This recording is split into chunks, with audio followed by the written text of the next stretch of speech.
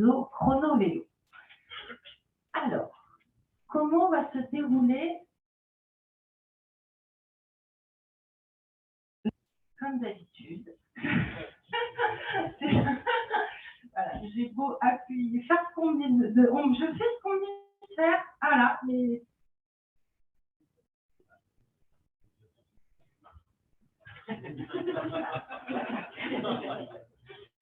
ça me rassure, ça n'est pas moi.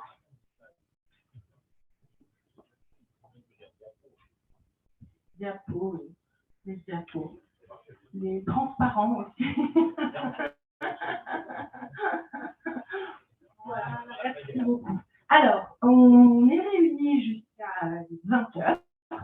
On a un temps de présentation, donc on va vous présenter le projet, ses objectifs, ses grandes caractéristiques.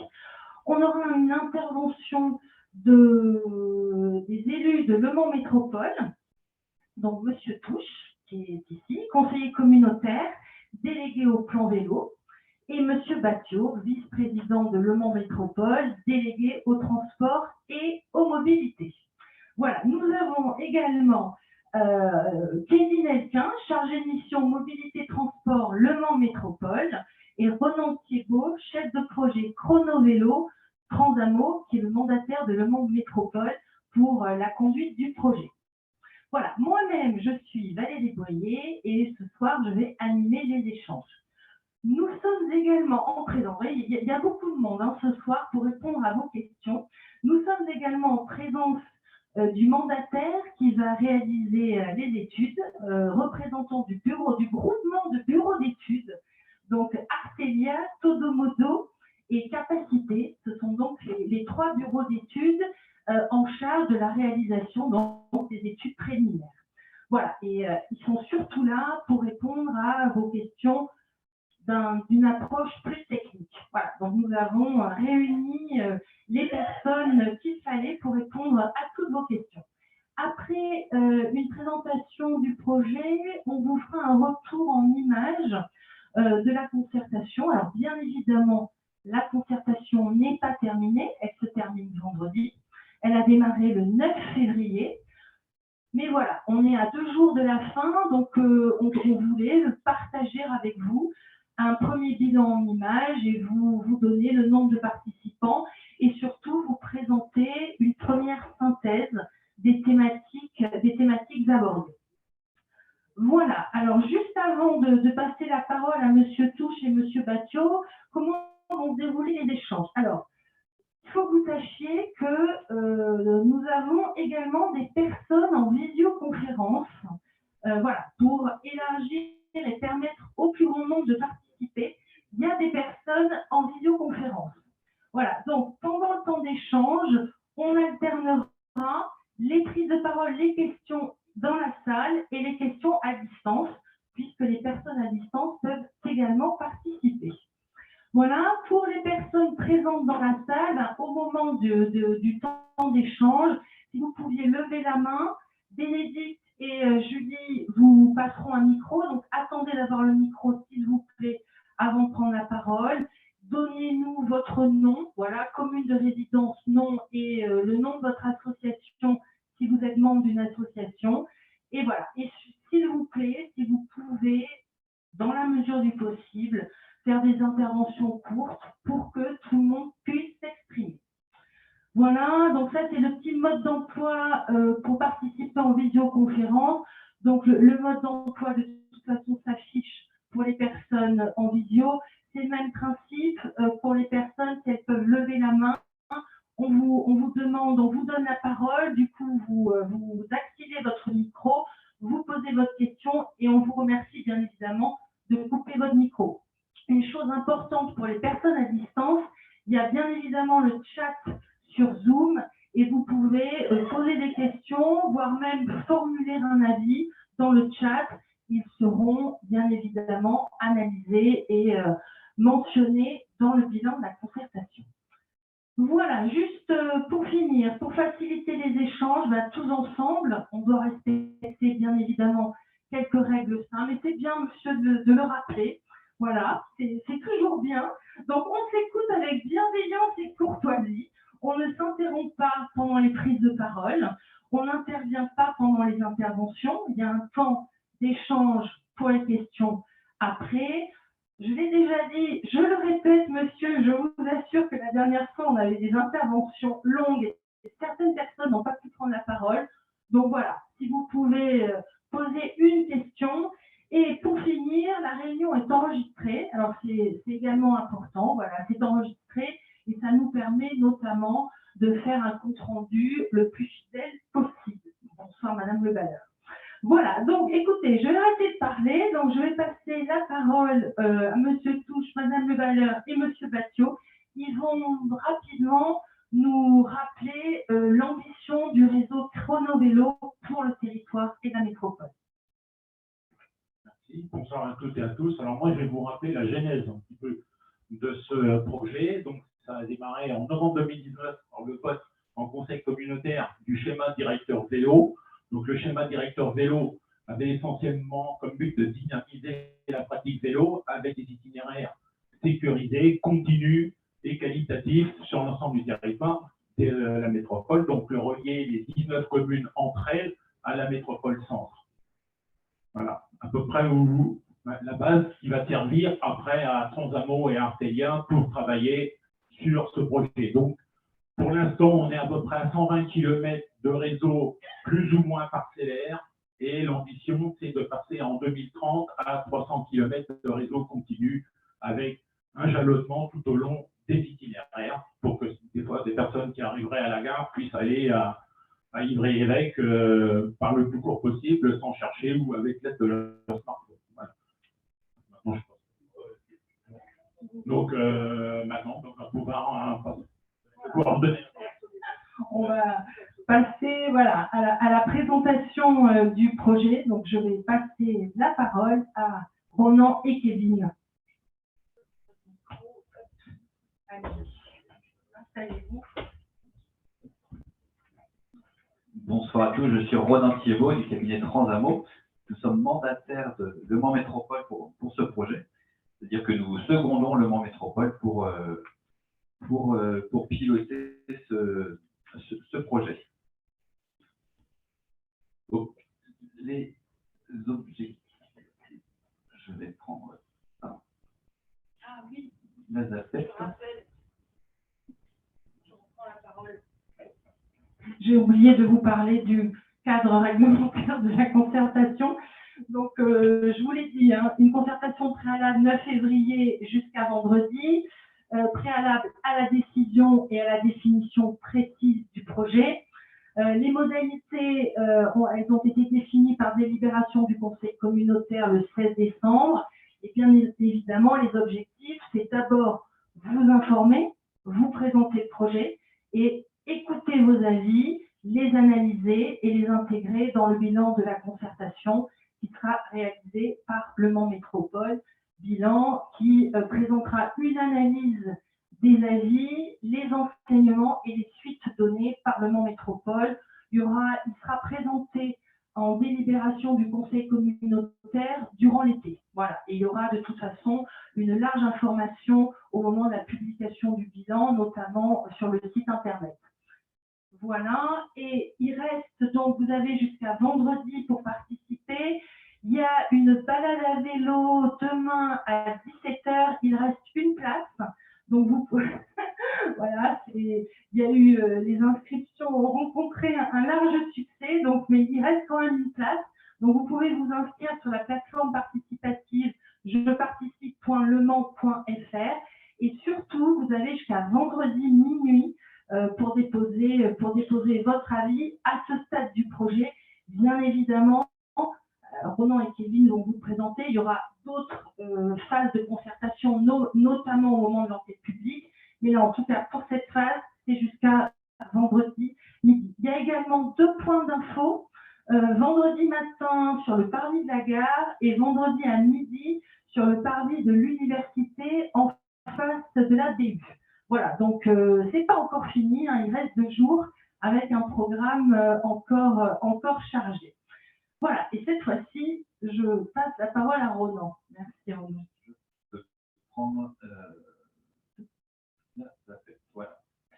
Donc, Donc les objectifs du projet, on n'a plus la slide. Les objectifs, c'est de créer un ensemble cohérent d'itinéraires cyclables à l'échelle de la métropole. Donc on parle bien des 19 communes de Le Mans Métropole.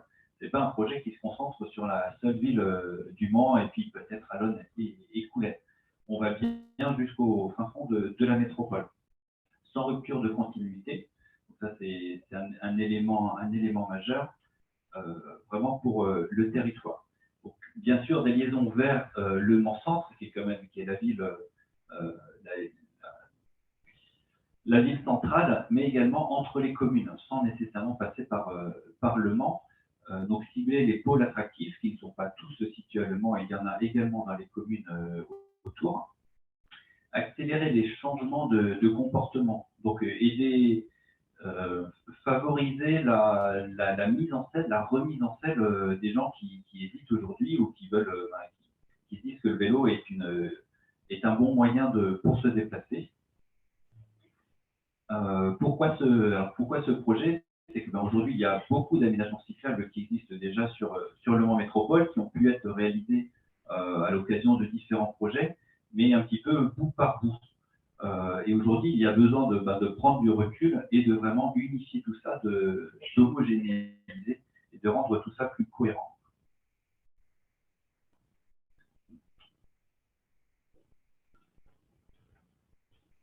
Je n'ai pas la même présentation, mais je vais savoir, je vais pouvoir en parler quand même. Donc là, un petit peu pour reprendre, on a la carte de l'agglomération, donc les zones urbaines, tous les différents bourgs qu'on a autour de la ville du Mans. Donc un constat, il manque la signalisation des itinéraires cyclables. Quand vous êtes sur une piste, vous ne savez pas où vous allez, forcément, à moins de regarder votre téléphone ou de connaître le terrain, et des aménagements souvent étroits, de faible capacité. Vous ne pouvez pas vous doubler, par exemple, s'il y a un vélo plus lent devant vous. Donc l'organisation du réseau, c'est ce que je vous ai présenté un petit peu, donc les différents objectifs, c'est ce que j'ai présenté au début. Le projet Chronovélo, donc c'est cette carte verte, donc c'est relier, rendre continu un ensemble d'aménagements cyclables qui représente 300 km. Donc on avait une question, 300 km, c'est l'ensemble des traits verts que vous avez sur la carte. Ces 300 km ont vocation à être bidirectionnels. Donc on parle de 600 km de voies cyclables, de sens cyclables. Vous pouvez faire 600 km sans passer 2 fois par le même endroit, en tout cas pas dans le même sens. Donc ce 300 km, on est bien sur du bidirectionnel. Donc, pour compléter ce qui existe déjà et relier là où il y a des trous, c'est essentiellement en dehors de la zone centrale. Donc, des principes d'aménagement et d'insertion. Donc le projet traverse différents environnements urbains, très urbains à gauche, des centres-villes, des faubourgs, des zones plus ouvertes, périurbaines, la photo en haut au milieu, voire des chemins ruraux ou forestiers, et également à croiser avec des niveaux de trafic. On n'a pas un trafic équivalent sur la route de la Balle, par exemple, la photo en bas à gauche, que certaines rues du centre-ville, proximité du centre-ville, ou des chemins complètement ruraux, des chemins plus dédiés à la promenade. Donc c'est ces deux éléments qu'il faut croiser, donc des éléments de contexte, les lieux dans lesquels on se trouve et les trafics lorsqu'on est à proximité d'une route, pour offrir l'aménagement le plus pertinent. Donc on ne va pas faire un aménagement le même absolument partout, on va faire un aménagement adapté au territoire, au contexte dans lequel on se trouve, mais qui offrira qui offrira bien les conditions qu'on cherche à mettre en avant, qui sont la continuité, la sécurité, la lisibilité des itinéraires. Le calendrier prévisionnel et l'enveloppe des travaux, je vais passer le micro à Kevin. Bonsoir à toutes et à tous, donc Kevin Alquin, chargé de mission mobilité transport Le Mans Métropole.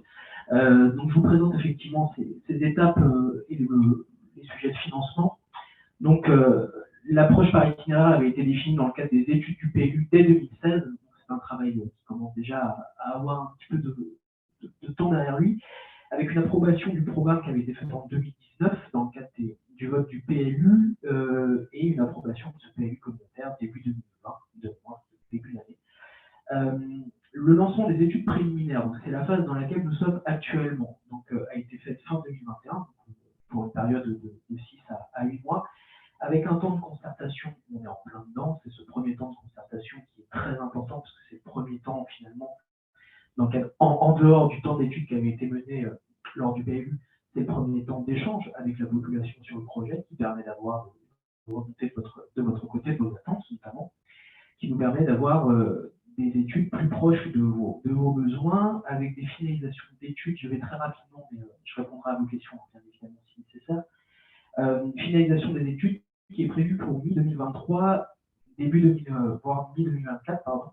Donc, on est actuellement en phase d'études préliminaires. Après, il y a un temps qu'on appelle d'études AVP, avant-projet, qui permet véritablement d'entrer dans le cœur de chaque aménagement et d'être à l'échelle de la rue. Aujourd'hui, vous avez vu, on est encore à une échelle de l'agglomération et on commence à rentrer tout doucement dans la finesse du projet. Une enquête publique, vous voyez, en 2023. Pourquoi une enquête publique? Parce que, bien évidemment, quand on est sur un projet de 300 km d'aménagement cyclable à l'échelle d'un territoire communautaire, il va y avoir des sujets fonciers potentiels qui vont se poser au projet. Il y a des sujets fonciers, on les a déjà identifiés. Donc, bien évidemment, l'enquête publique sera nécessaire parce que nous souhaitons utiliser l'objet, la DUP, donc la déclaration d'utilité publique, qui permet d'avoir une maîtrise foncière plus forte. Pour que vous compreniez bien, c'est qu'on évite les écueils qui peuvent être connus dans le cadre du boulevard nature, où vous voyez qu'il y a du temps long qui s'est créé parce que notamment le sujet foncier a été un objet bloquant. Début des travaux en 2024 pour une mise en service échelonnée jusqu'à l'année 2030. C'est toujours l'argument qu'on utilise. Ce n'est pas comme un projet de tramway où on est obligé d'attendre la finalisation des travaux pour la mise en service. Ce sont bien une mise en service déroulée sur les 6 ans du coup identifiés par le projet. Je précise également que c'est une mise en service à partir de 2024 pour les itinéraires qui sont concernés par l'équipe projet Chrono-Vélo, puisqu'il y a également des itinéraires qui sont identifiés dans le réseau Chrono-Vélo qui sont portés par des projets qu'on appelle connexes.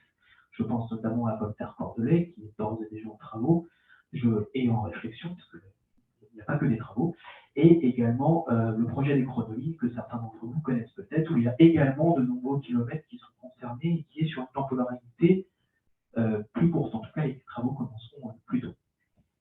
Donc voilà, rapidement, pour le côté planning, sur le plan du financement, donc l'estimation qui avait été faite était de 21 millions hors taxes en 2019 de mémoire, dont 17 millions d'euros de travaux toujours hors taxes, avec une réalisation du réseau Chrono-Vélo qui est porté par le métropole en tant qu'autorité organisatrice des mobilités, c'est normal, ça fait partie de sa compétence, et qui en assure intégralement le financement, en dehors des recherches de financement qui pourront se faire via des financements de l'État, des financements de l'Union européenne ou de tout autre partenaire qui voudra bien nous accompagner sur le projet. Et je pense qu'on va pouvoir passer aux questions. Non, pardon, j'ai oublié. Alors, je reprends rapidement la parole. Donc, la concertation a démarré depuis le 9 février. Donc, on souhaitait partager avec vous une première synthèse des contributions. Voilà, donc on a eu 2 réunions publiques, la première le 17 février, la deuxième aujourd'hui. Donc la première, nous étions 55 en présence de Stéphane Le Foll et nous avions donc 35 personnes en salle et 20 personnes, donc à distance également, comme ce soir, connectées en visio. Voilà, nous avons déjà réalisé 8 points d'information. Il y en a encore 2 vendredi, il y en a eu 8. Donc pareil, organisé dans l'espace public. Donc là, en fait, contrairement aux réunions publiques, aux ateliers, l'idée, c'est d'aller à la rencontre des habitants, des citoyens, dans l'espace public, pour leur présenter le projet de manière volontaire. Donc voilà, il y a eu des points d'info à la gare, dans les entreprises, par exemple Yoplait, les lycées. On a eu, alors c'est un système, un procédé qui marche très très bien, on a eu plus d'une centaine de participants, des cyclistes, mais aussi des non-cyclistes. C'est aussi l'intérêt de ce type de réunion, c'est de sensibiliser les non-cyclistes au projet, à son intérêt écologique et à l'usage qu'il pourrait en faire. Voilà, des actifs, des usagers des transports, des jeunes, tous les citoyens. Nous avons organisé 2 ateliers thématiques, donc l'un avec les associations, donc les associations de mobilité, les associations de protection de l'environnement. Il y a eu 10 participants et un atelier citoyen. Donc là, ouvert à tous. Nous avons eu 30 participants. Voilà.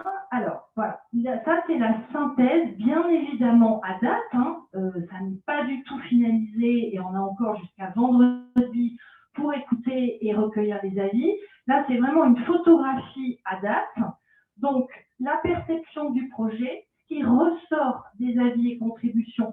Alors, avis et contributions, tout mode, on en a eu 1200. Cette concertation est une vraie réussite. Il y a eu une forte mobilisation, donc le sujet est majeur et vous vous en êtes emparés. Donc, votre perception, la perception des habitants, voilà, le réseau Chronovélo est une alternative à l'usage de la voiture. C'est un projet utile pour le territoire. Un constat partagé de la situation actuelle, donc ça c'est effectivement important. Ronan de Transamo nous a présenté les constats de la situation actuelle. Et ben, il y a un consensus sur cette situation actuelle. Le projet est une opportunité pour faciliter les déplacements pour tous. Donc les vélotaffeurs, les familles avec enfants, les jeunes. Voilà, c'est un projet pour tous. Et voilà, bien évidemment, l'usage du vélo permet de diminuer la pollution de l'air. Donc, c'est un projet qui contribue à l'amélioration de la qualité de vie. Les attentes issues de la concertation, la synthèse de vos contributions. Donc, pareil, ça faisait partie du constat conduit par Le Mans Métropole et Transamo. Bien évidemment, l'objectif prioritaire, c'est la sécurité des cyclistes. Il y a eu beaucoup, et on l'a aussi entendu lors de la première réunion publique, de suggestions sur des secteurs pour des aménagements très localisés. Et ça, c'est très important. Ça va permettre vraiment d'enrichir le projet de manière très fine au moment des études d'avant-projet. Voilà, n'hésitez pas, si vous avez jusqu'à vendredi repérer des lieux sur lesquels, des aménagements, en tout cas sur lesquels vous pouvez partager votre expérience, c'est très important. Bien évidemment, la continuité des itinéraires, c'est revenu très souvent et c'est un enjeu fort du projet. Une signalétique plus visible, une sensibilisation et un effort de pédagogie auprès des automobilistes et cyclistes. Ça, c'est effectivement un enjeu majeur. On parlera de civisme de l'ensemble des usagers, de la part de l'ensemble des usagers et des modes. Voilà, également un enjeu d'entretien du réseau existant, un partage harmonieux de l'espace public entre tous les modes. Là, on peut l'associer, ce que je viens de dire, à la sensibilisation auprès des automobilistes, mais pas que. Voilà, il y a une sensibilisation générale au partage de l'espace public. Un accès facilité aux espaces verts de l'agglomération. Voilà, il y a eu également beaucoup d'avis pour le vélo doit permettre d'accéder plus facilement aux espaces verts. Et pour finir, et ce n'est pas des moindres, un recours à l'expertise d'usage des associations cyclistes. Donc, vous avez été un certain nombre à trouver important, en tout cas promouvoir le partage de cette expertise d'usage des associations cyclistes, ce qui a déjà été fait dans le cadre de cette concertation préalable, puisqu'il y a eu un atelier dédié aux associations cyclistes.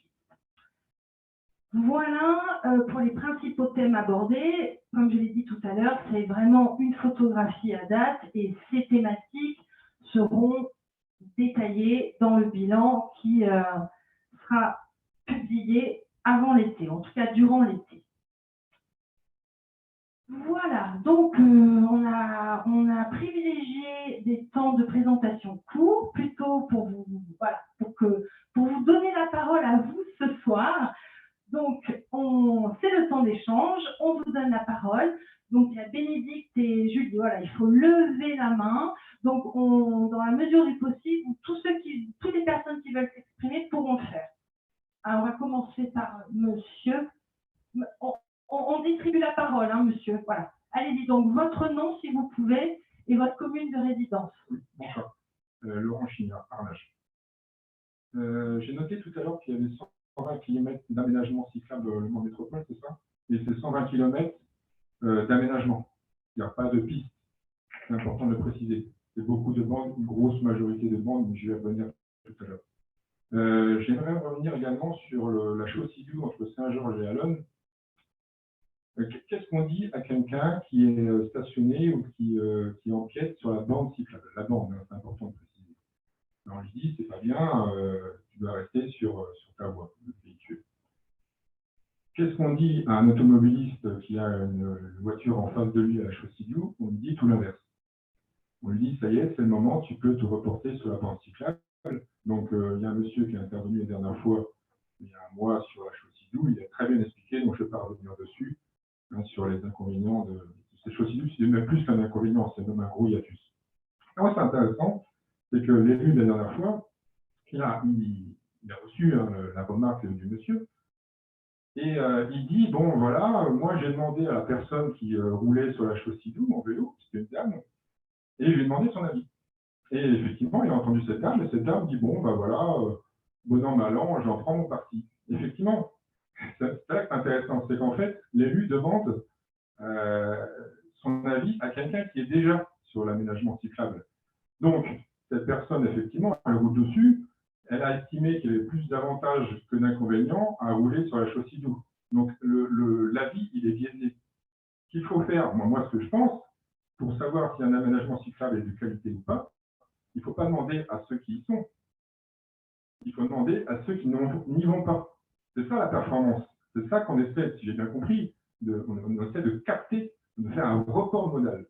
Or, et c'est là que le bas blesse, qu'est-ce que nous disent, là on a des études là-dessus, qu'est-ce que nous disent, monsieur, voilà, s'il vous plaît, je l'avais dit 2 fois. Promis, je fais 30 secondes. Merci. Je lis le repos. Donc, qu'est-ce qu'ils nous disent? Quels sont les résultats de ces études? Les gens nous disent, si je ne fais pas de vélo, c'est que j'ai besoin d'un environnement sécurisé. Autrement dit, non pas de bande, pas de coloriage sur route. On veut des pistes avec une séparation physique entre le flux motorisé et le flux cyclique. C'est la base de la base.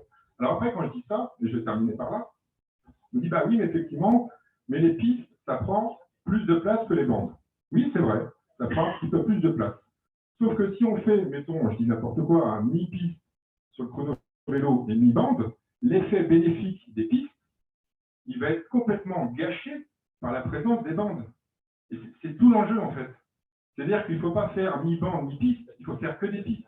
Parce que sinon, tout s'écroule. Vous allez à la Flèche et vous allez passer par Guestella Restaurant. Si vous avez un chemin entre Guestella Restaurant qui est tout pourri, mais vous n'allez pas aller à la Flèche. C'est pareil pour le vélo. Donc, c'est que des pistes, que des pistes, que des pistes. Pas de coloriage sur route, plus de coloriage sur route. Je rappelle, c'est ce qu'on a fait depuis à peu près 20 ans. Merci. C'est plus une contribution qu'une question, monsieur. Je pense qu'on notifiera, en tout cas, on notera cette contribution en lien, bien évidemment, avec la sécurité des cyclistes et ça rejoint la thématique qui revient effectivement souvent dans le cadre de la concertation. Est-ce que monsieur Bathiou? Juste rapidement, parce que ça mérite une petite réaction. Moi, il se trouve que je suis aussi l'élu en charge de la voirie, donc ces questions-là, on y est quotidiennement confrontés. Je le répète souvent dans les réunions publiques que nous faisons. Il n'y a pas de bons ou de mauvais aménagements. Il y a des aménagements qui sont positionnés à des endroits où ils sont pertinents, ou au contraire, des endroits qui ne sont pas pertinents. Être pour ou contre les pistes, ou pour ou contre les bandes, ça n'a pas de sens. Il y a des endroits où une solution est pertinente. Il y a d'autres endroits où c'est l'autre solution qui va nous être plus. Concrètement, vous avez la place, il n'y a pas de raison de se gêner, on met des pistes parce que le cycliste est protégé de la circulation. Vous avez moins de place, vous pouvez être amené à faire des bandes parce que le profil de voirie vous y amène.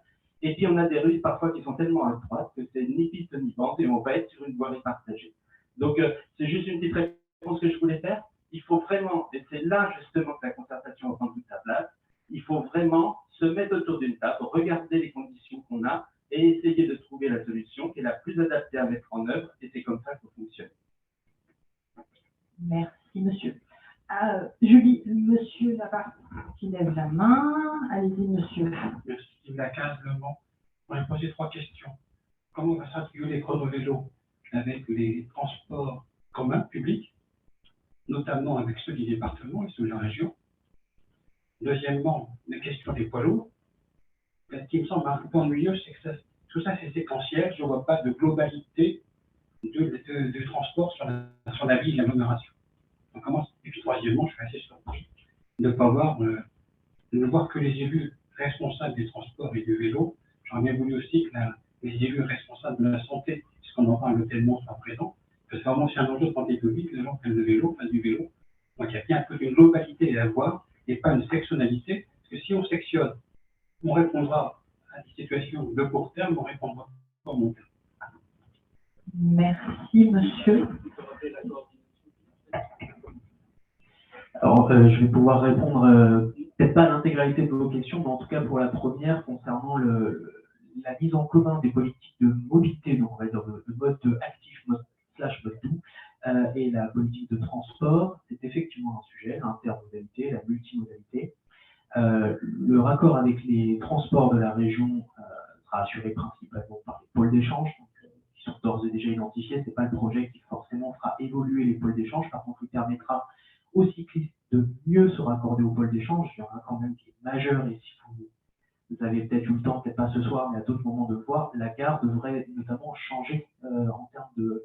Enfin, le projet devrait permettre de mieux desservir la gare pour les cyclistes, les deux côtés. Par rapport au transport public, transport en commun de Le Mans Métropole, il y a notamment un projet majeur qu'on a cité tout à l'heure, qui est le projet Chronoline. Il s'avère que sur la mise en commun des enjeux de ces deux projets, on a fait du hasard des marchés publics, je vous le garantis. Le même mandataire qui suit les deux projets, il est à ma gauche. Donc, ça permet d'avoir une cohérence, je ne lui mets pas du tout la pression, mais voilà, ça permet d'avoir une cohérence au niveau des porteurs de projets. Ça veut dire également qu'au sein de la collectivité, la collègue qui suit le projet est un responsable et est dans le bureau d'à côté. Voilà. Et je suis membre du comité technique de ces projets. Donc ça, là-dessus, il y a bien un regard global. Je peux entendre que ce ne soit pas forcément perceptible de l'extérieur. Ça, je ne pourrais pas forcément aller à l'encontre de ce que vous dites. Concernant le rapport avec les poids lourds, alors là, je ne vous cache pas que je suis un peu sans réponse. Je ne comprends pas votre question, si ce n'est que, c'est ce que Ronan Thiebaud disait précédemment, la donnée d'entrée poids lourd, dès qu'il y a un flux important de poids lourds, nous, ça fait partie des données très importantes de mise en sécurité des cyclistes par la séparation, quand c'est effectivement possible, comme l'a mentionné M. Battiou. Techniquement possible, je parle juste de technique. Voilà, nous, c'est plutôt sur cet aspect-là qu'il y a une donnée d'entrée. Il y a, ceci dit, une dynamique nationale qui fait que les poids lourds vont progressivement être amenés à moins facilement entrer dans les villes. Ça, c'est pas une volonté forcément de technicien, c'est une dynamique nationale.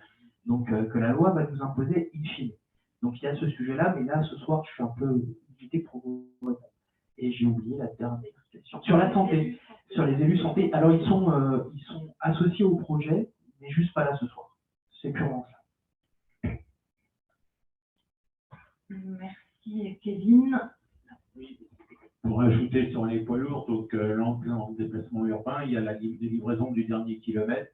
Donc tout ça, je pense que ça va évoluer donc vers des vélos cargo, et parce que maintenant on peut transporter une palette sur un vélo, hein, ça s'est déjà développé sur Nantes. Là maintenant, il y a des vélos tracteurs qui se sont mis en association sur Le Mans, donc avec différents corps de métier. Tout ça, on est au balbutiement d'un changement notoire dans les prochaines années.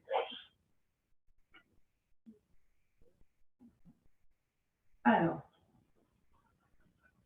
le doigt, qui a encore une question. Ah, allez-y, madame. Après, on va passer la parole aux personnes en visio. Donc, Claire Malbos, j'habite Le Mans. Alors, je vois des vélos, des trottinettes, donc je dis chronofauteuil. Parce que quelle est notre place sur l'espace public? C'est extrêmement compliqué. Donc, est-ce que le projet intègre les fauteuils et qu'il soit clairement identifié notre position? Alors, je vous rejoins à 100%. C'est d'ailleurs, alors on a associé d'ores et déjà l'association des paralysés de France, parce que c'était tout simplement le seul contact que j'avais à ce moment-là. Mais depuis, on a l'intégralité des contacts de l'agglomération. Ça fait un peu plus qu'une seule association, je l'ai découvert au passage. Donc, effectivement, le sujet des piétons, je ne vais même pas le limiter aux personnes à mobilité réduite ou au sujet du handicap. Le sujet des piétons est totalement intégré dans notre étude, par le prisme aussi de s'assurer que les piétons ne soient pas pénalisés par le projet in fine. Alors, il s'avère qu'en termes de partenaires, il n'y a plus d'associations de piétons sur le métropole, il n'y a plus d'associations de paralysés ou de handicapés, etc. Donc, ce sont nos partenaires sur le sujet. Mais je fais partie des techniciens qui considèrent qu'à partir du moment où on rend l'espace public accessible pour les personnes plus réduites en termes de mobilité, on l'améliore pour tout. Donc, voilà notre porte d'entrée. On a deux postures, soit le manuel, soit le fauteuil à assistance électrique, soit les fauteuils électriques. Donc, on est ou piéton ou véhicule à moteur, et c'est bien là le problème. Quand vous parlez de piéton, mais en fait, on n'est pas seulement piéton. Pardon, je n'avais pas effectivement dans ma réponse de ça, mais effectivement, c'est aussi un sujet. Et là, on sera, si vous voulez, c'est un peu la même réponse. Comme on va chercher à améliorer pour, on va dire, les cyclistes, tout type de cyclistes, parce que c'est des aménagements cyclables, donc, voilà, on devrait améliorer sensiblement pour effectivement ce type d'usage, dans la limite que nous permet la loi, bien évidemment. Donc voilà. Mais ça,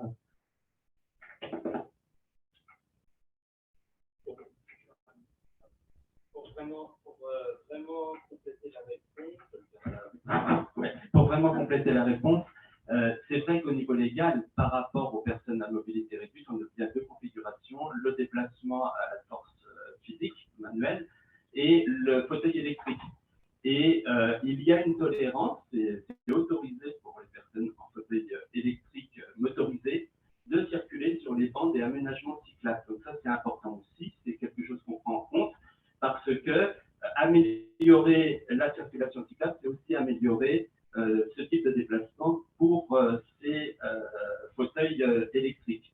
C'est un peu la même différence, je fais le parallèle entre la trottinette où on va se déplacer sans moteur, qui elle est autorisée sur les trottoirs, et la trottinette électrique qui peut aller jusqu'à 20 à l'heure, je crois, et qui, elle, normalement, est cantonnée sur les aménagements cyclables.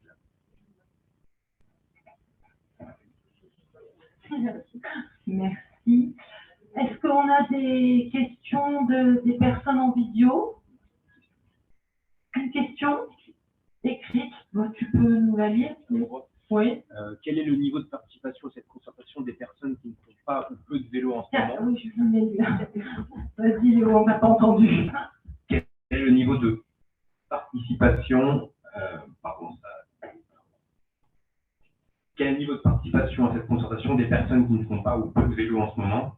Leurs avis et préconisations sont essentiels pour permettre de faire de chrono-vélo un succès, via un élargissement des populations cyclistes.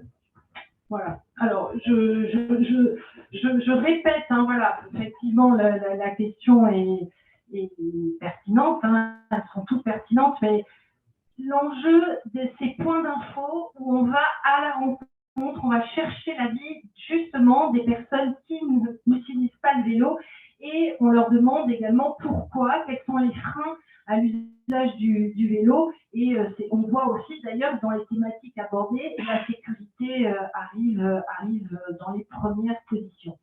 Donc effectivement, hein, l'enjeu c'est aussi recueillir l'avis des personnes non cyclistes. Est-ce que vous voulez compléter? Oui, c'est très important de recueillir, bien entendu, l'avis des personnes non cyclistes. Et puis, c'est aussi très important que des personnes qui n'ont pas pu apprendre à faire du vélo pour X raisons dans leur durée de leur vie puissent éventuellement si elles le souhaitent, apprendre à faire du vélo, parce que c'est aussi une autonomie qui se développe, voire peut-être même pour certaines et certains une émancipation. Donc c'est aussi cela très très important.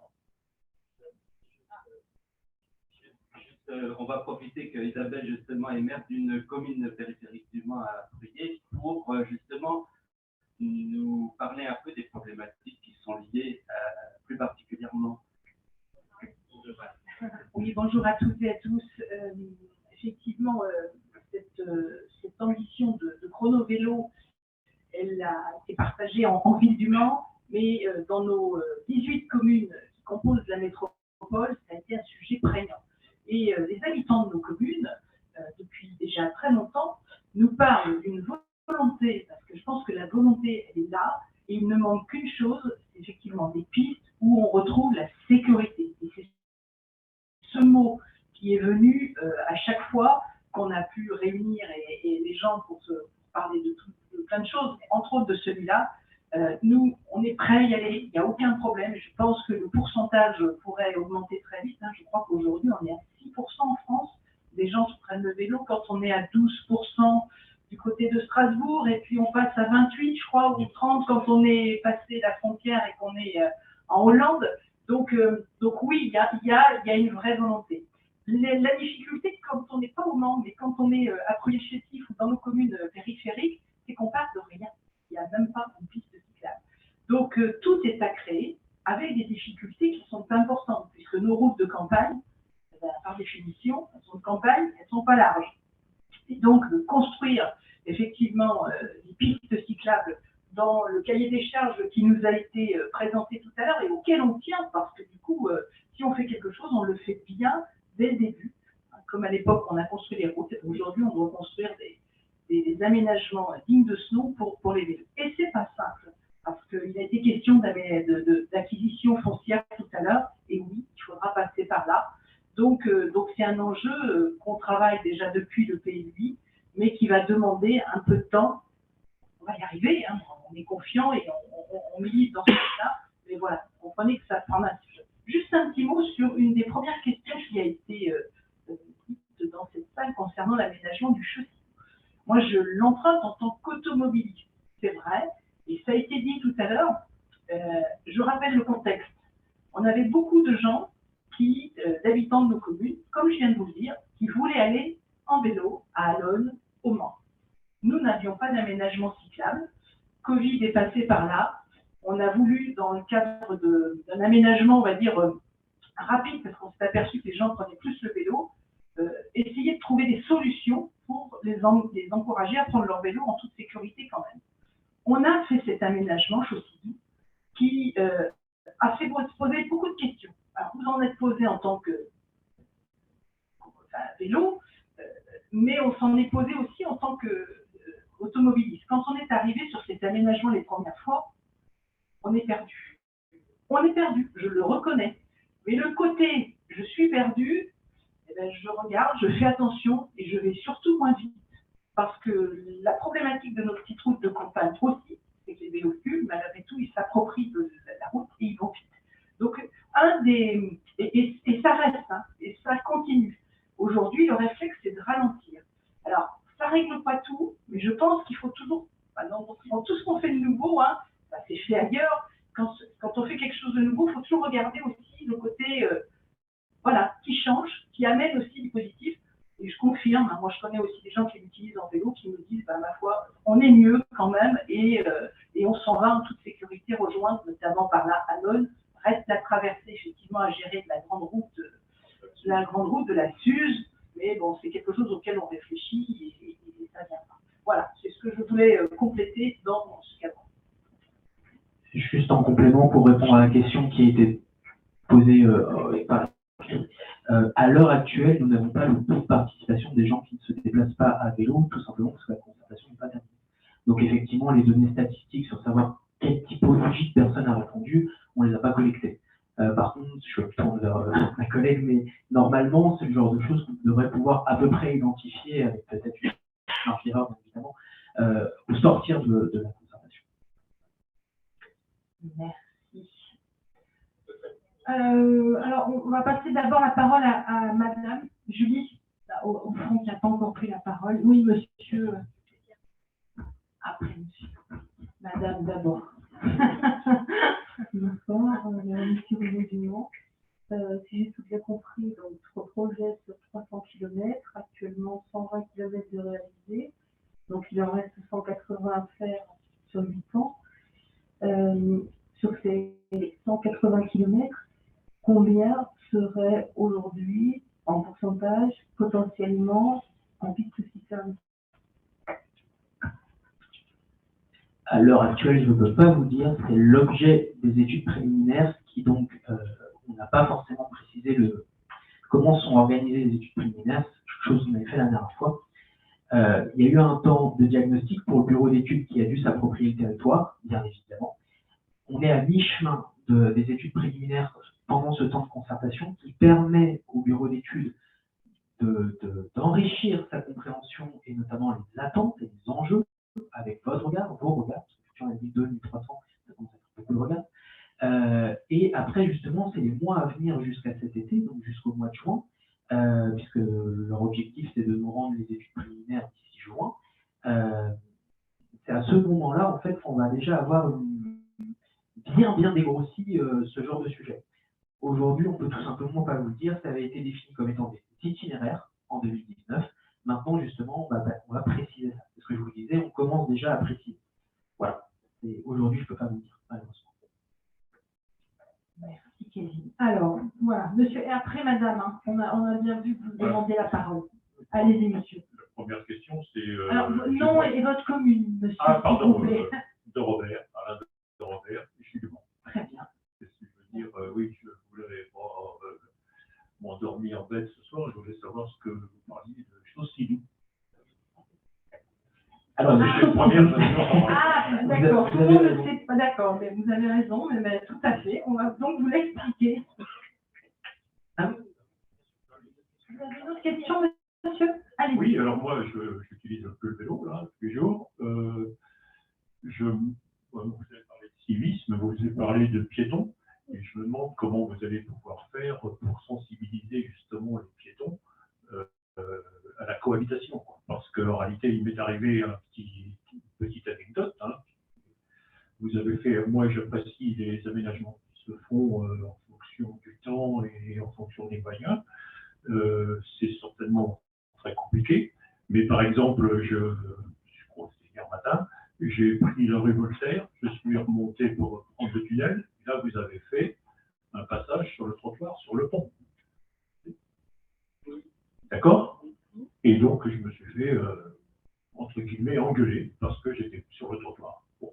Donc je pense qu'il y a une sensibilisation. Moi ce que j'essaye de pratiquer, parce que je ne suis pas un meilleur cycliste que les autres, mais c'est le respect des autres, quoi. C'est-à-dire que si je vais sur le trottoir, je laisse la priorité de chaque personne. Voilà. Et il m'arrive très souvent de m'arrêter au passage clouté pour laisser passer des gens. Et ça m'arrive aussi de me faire apostropher par des gens qui disent « Hey, les trottoirs !» Oui, je respecte les gens, c'est tout. Donc et ça me semble l'élément de base, quoi. Pour tout le monde. Respectez les autres. Parce que vous pouvez faire tous les règlements que vous voulez, hein, si ça ne marche pas. Merci, monsieur. Oui, d'abord sur le...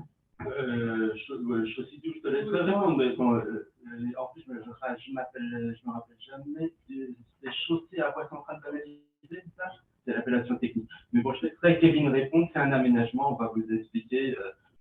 Oui, non, mais c'est tout à fait normal, il n'y a pas de souci. C'est quelque chose en plus qui n'existait pas jusqu'à très peu de temps dans le département, beaucoup en Bretagne et dans d'autres départements, mais peu chez nous, donc on l'a tenté. Je vais juste répondre sur la deuxième partie, parce que du coup, comme je m'occupe aussi de la voirie, c'est quelque chose auquel je suis souvent confronté quand on se déplace dans les quartiers. Je pense qu'il y a vraiment une question de mentalité et d'évolution des mentalités. Ça, c'est majeur. Et l'évolution des mentalités, elle se fait aussi par la prise de conscience, finalement, que l'espace doit être redistribué. Je le dis tout le temps, dans les années 60-70, les villes étaient conçues pour la voiture. Et quand vous regardez comment sont organisées les villes, 60 à 80% souvent dans les rues étaient consacrés à la voiture, que ce soit la circulation ou le stationnement. Aujourd'hui, sur les grands projets que nous menons, un des enjeux, c'est justement de redistribuer les espaces de façon à ce que les modes de transport, tous les modes de transport puissent y trouver leur place et y trouver aussi une forme de convivialité que ne permet pas souvent la circulation automobile. Donc, cette évolution des mentalités, c'est quelque chose qu'on ne peut pas décider, vous avez raison, mais c'est quelque chose qui vient aussi par l'usage. Plus vous avez de vélos, et mieux ils sont appréhendés parce que plus on a l'habitude de les côtoyer et plus on les tolère. C'est vrai que des gens qui n'ont pas l'habitude de circuler en présence de vélos nombreux sont surpris parce qu'ils n'ont pas l'habitude. Et il y a toujours ce mouvement un petit peu de recul. Ce que je dis souvent, c'est qu'il faut redire les choses. Les vélos n'ont pas leur place à circuler sur les trottoirs lorsqu'ils ne sont pas équipés, s'il n'y a pas une piste qui est tracée. Ils ont normalement leur propre voie de circulation.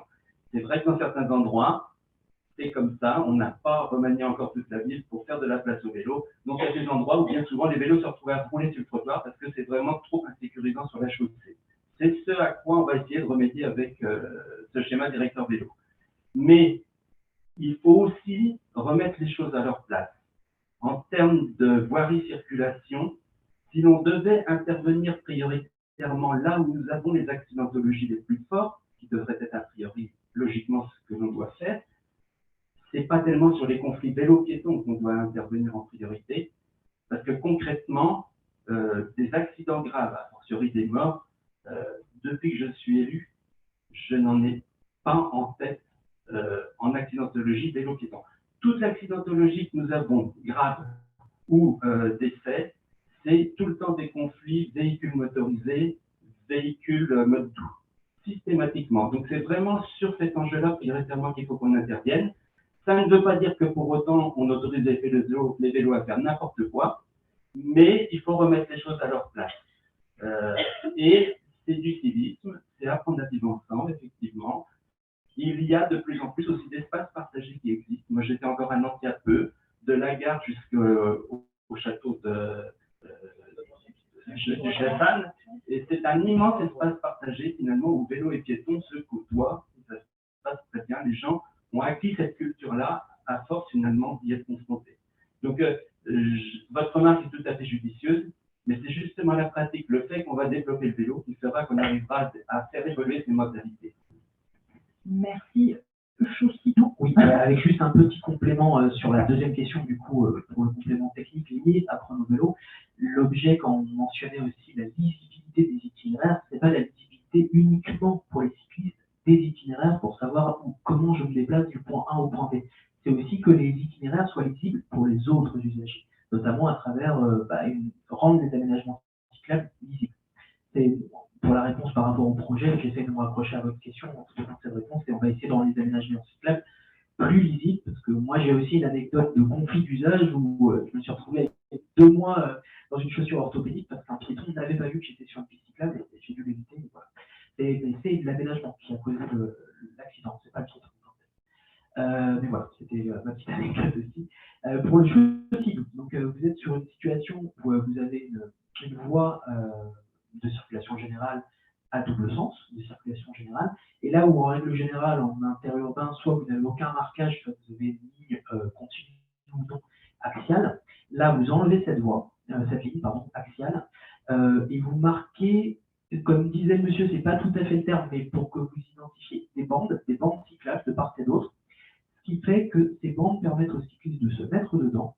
Normalement, l'automobiliste, s'il utilise l'aménagement comme prévu, l'automobiliste doit rouler au milieu. C'est-à-dire qu'on est sur une chaussée où il n'y a pas la largeur pour avoir des voitures de chaque côté, un côte à côte, plus des bandes cyclables. Vous avez la voiture qui est au milieu, serrée entre les bandes de chaque côté.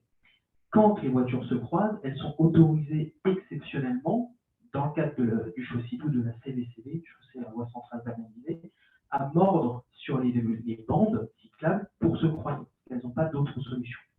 Dans le cas où il y a un cycliste sur une des bandes, la voiture est censée se mettre derrière, quand il se croise, sinon il le double en mordant de l'autre côté, mais il est censé se mettre derrière le cycliste, le temps de croiser l'autre véhicule, et après de se remettre sur la voie centrale qui est de circulation générale pour doubler le cycliste. C'est ce fonctionnement-là. Effectivement, il n'y a que 2 aménagements sur l'agglomération. Comme M. Batchot disait, il y a des centaines de kilomètres d'aménagements qui existent, plus plutôt sur la côte, effectivement, la Bretagne et la Vendée et la Loire-Atlantique, avec des retours d'expérience qui sont plutôt positifs. Uniquement, je mentionne que sur les accidents, où il y a très peu d'accidents et pas d'accidents graves qui ont été constatés. Mais c'est vrai que c'est un aménagement qui n'est pas exempt de défauts et de limites, comme tout aménagement.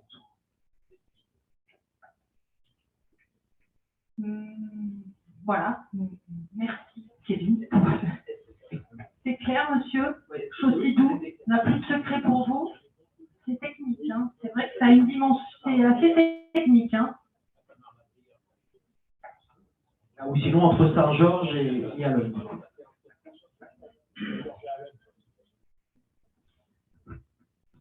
Allez-y, madame.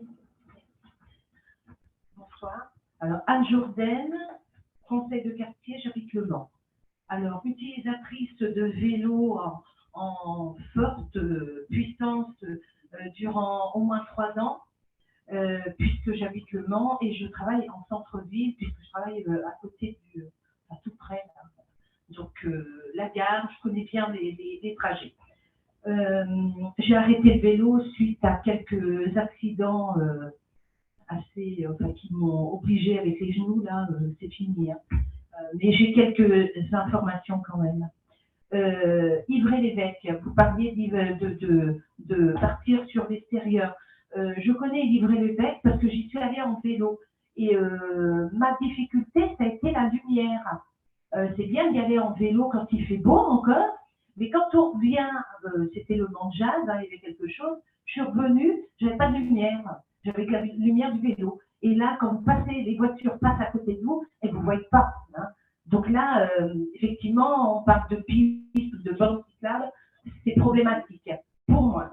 Après, quand vous allez sur changer, c'est pareil.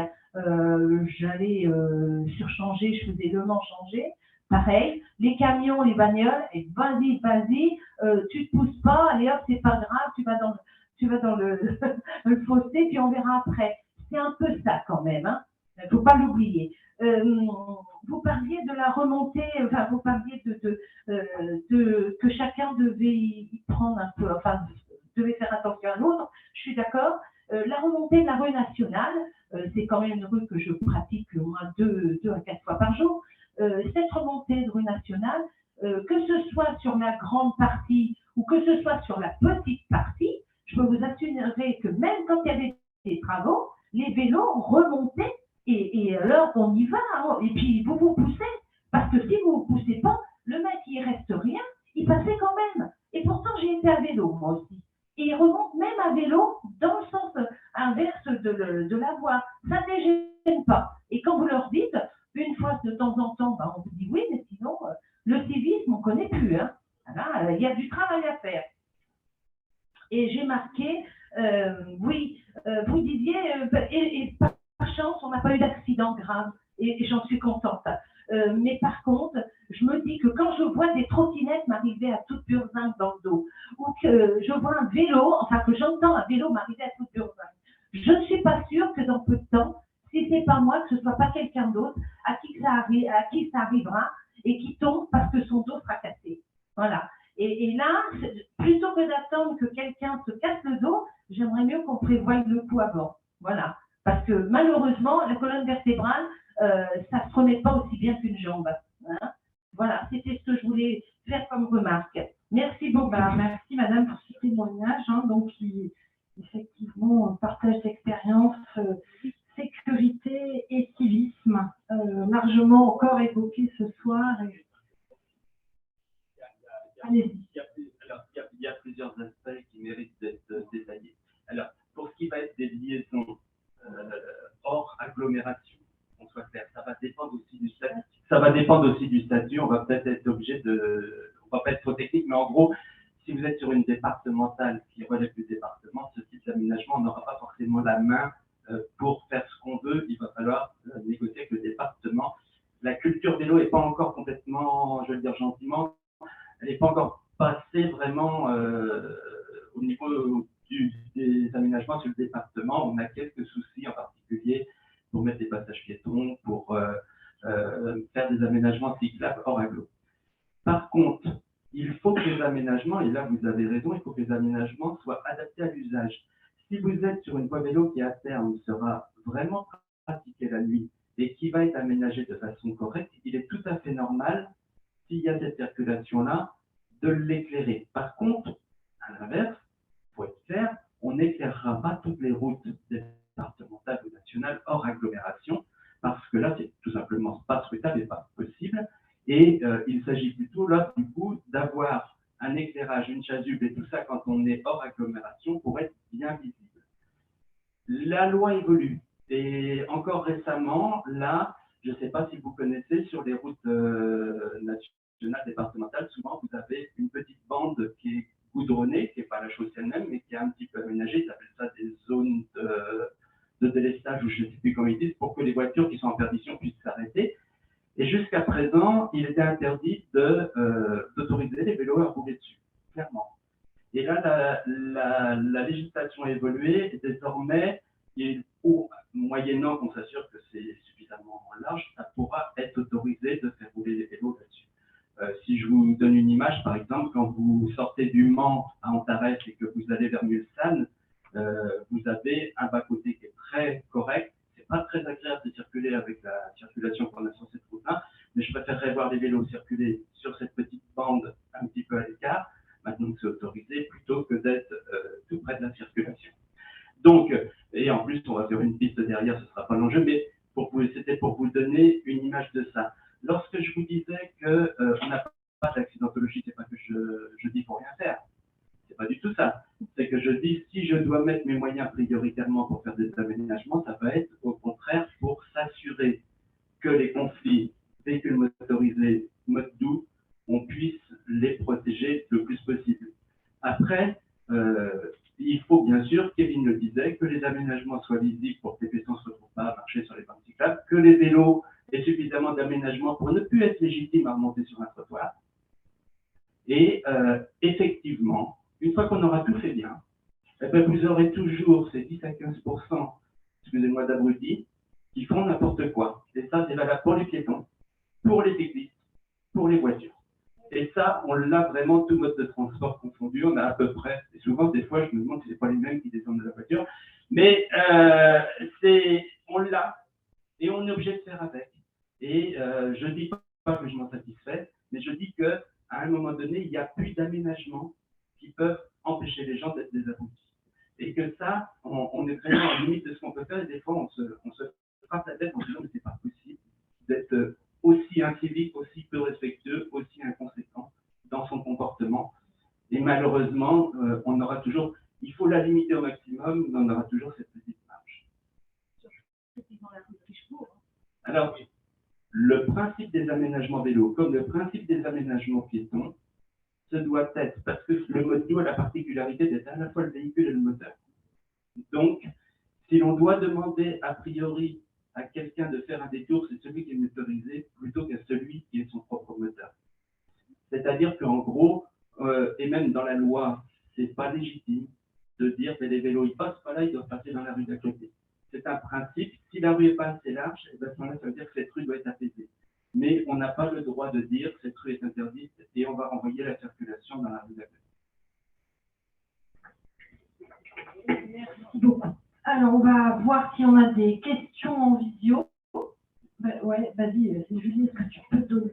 Merci Léo. Quelles sont les prévisions de report modal de la voiture vers le vélo avec le projet Chrono Vélo? Et quelle est la diminution prévisible des voitures sur la métropole? Comment cette diminution sera prise en compte dans la surface de voirie qui peut être anticipée pour être laissée au vélo? Chiffre de report modal. C'est peut-être une réponse voilà, d'abord technique et après. La réponse technique va être très compliquée à donner, puisque en fait, ces objets, ces ambitions sont tellement multifactorielles que vous annoncez un chiffre en tant que technicien.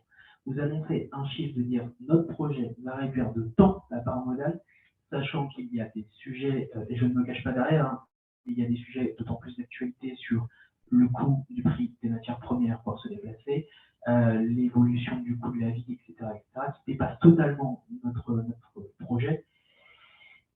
Je suis un peu bloqué pour vous répondre. Oui, donc quand vous regardez sur un moteur de recherche rapport modèle Le Mans, il y a des chiffres, mais moi j'aimerais bien savoir comment ils ont été calculés ces chiffres. Voilà, donc après on peut interpréter ça comme on veut, mais personne n'est en capacité de nous dire comment ils sont arrivés à ce chiffre, parce que ça serait très important de voir comment ça évolue, bien entendu, et après on entend, hein, je sais très bien qu'aux Pays-Bas, à Utrecht, ils sont à plus de 58% de report modal. Voilà, on y arrivera peut-être, mais ça va prendre un peu de temps. Mais la conjoncture économique et la volatilité des prix de l'énergie va peut-être faire que ça va augmenter plus vite qu'on pense. Alors, excuse-moi, juste pour compléter techniquement la problématique, finalement, c'est que certaines villes avaient investi au moment où ils faisaient leur PDU, ou ce qu'on appelle le volet transport des PLUI, dans des grandes enquêtes, des enquêtes ménages, ça s'appelle, qui est à peu près actuellement la seule façon exhaustive d'avoir une petite idée des modalités de déplacement des habitants sur une collectivité. Pour diverses raisons, nous n'avons pas fait cette enquête ménage. C'est pour ça qu'on est un peu en difficulté pour vous dire quel va être le report, tout simplement parce qu'on ne sait pas vraiment de combien on part. Là, je préfère être honnête avec vous. Nous n'avons pas un chiffre vraiment de quelle est la part modale. La part modale en plus, c'est quelque chose où moi je suis assez questionnant sur la modalité de ce calcul-là. En simplifiant un petit peu, part modale, ça veut dire combien de trajets avec un mode de déplacement et on comptabilise les trajets. En gros, je vais chercher mon pain, je fais 800 mètres, ça compte 1. Je prends ma voiture pour aller du nord au sud de la ville, ça compte 1. Donc la part modale est un petit peu compliquée des fois comme outil à utiliser pour faire une référence. On fait, et là je vais passer la parole à Kevin après qui va nous dire, on va essayer quand même d'avoir une vision un peu plus précise avec des comptages. Et là, des comptages réels vélo, de façon à pouvoir mesurer des évolutions. Et ça, ce sera très bien.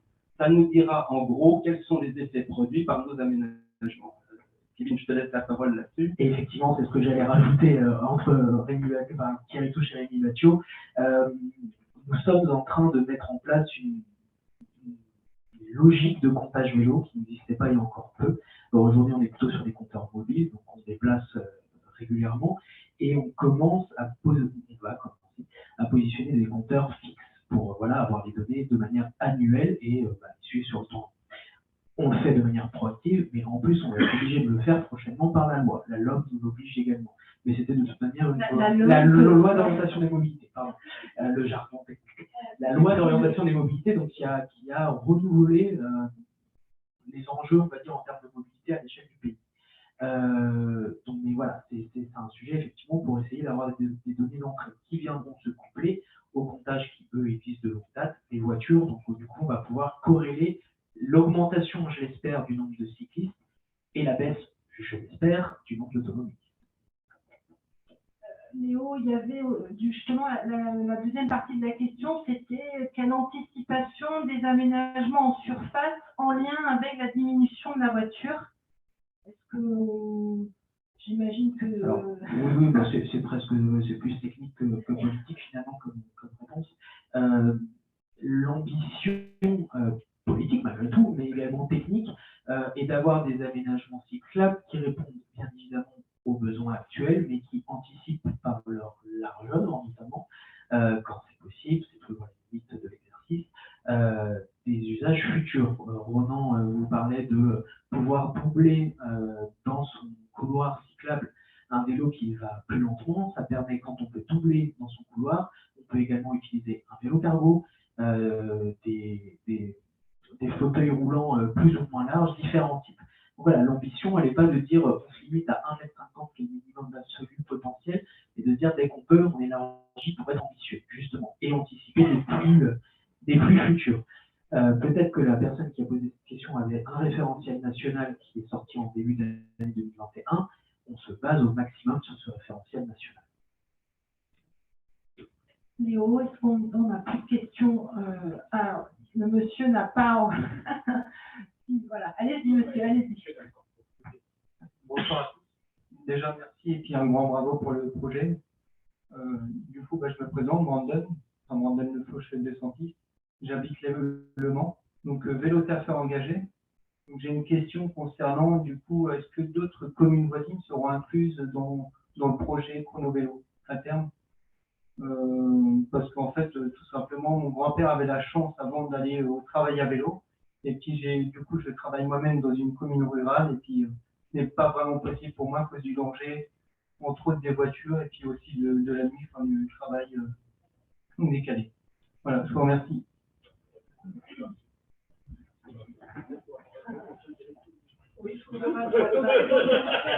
Du monde rural. D'accord, non. Les communes, effectivement, intégrées à la métropole font partie du plan Chrono-Vélo intégralement. Effectivement, vous parlez d'une commune qui est en dehors de la métropole. Oui, c'est quelque chose qu'on essaye de travailler justement en cohérence avec, on a une autre collectivité qui s'appelle le Pays du Mans, qui couvre beaucoup plus de communes, mais aussi avec le département, pour tenter d'avoir des connexions qui partiront de Chrono-Vélo et qui auront en toute intelligence, parce que je crois qu'il faut parler de bon sens, auront ces connexions vers les autres communes. Donc en lien, et là il y a un vrai travail de fond avec forcément le département et avec les autres communautés de communes qui nous entourent. C'est un travail qui est engagé. On commence, nous, au cœur, la chance d'avoir le Mans au cœur de son département. Donc on commence au cœur et puis on avance dans le bon sens et en essayant de travailler en bonne intelligence. Il faudra faire des arbitrages parce qu'on va travailler avec des collectivités différentes, des choix différents des fois. Rémi en parlait tout à l'heure par rapport au département.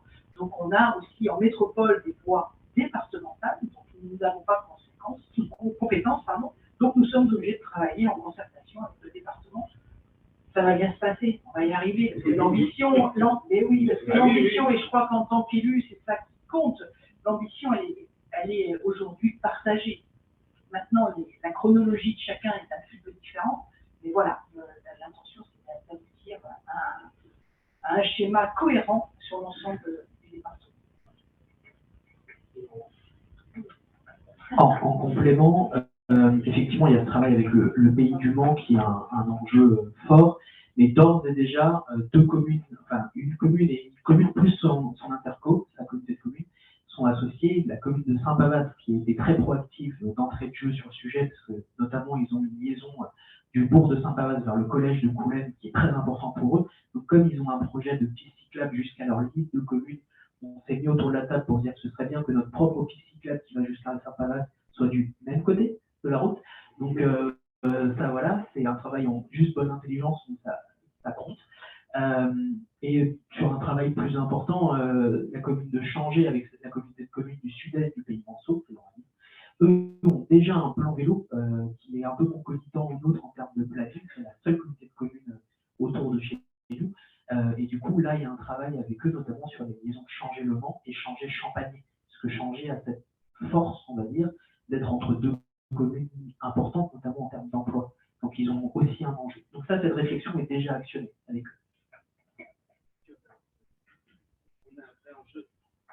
On a un vrai enjeu aussi dans les communes périphériques. On a tendance souvent, et a fortiori si on est Manceau, à tout imaginer à partir du Mans et à rayonner vers l'extérieur. Mais on a aussi des forts enjeux entre les communes périphériques.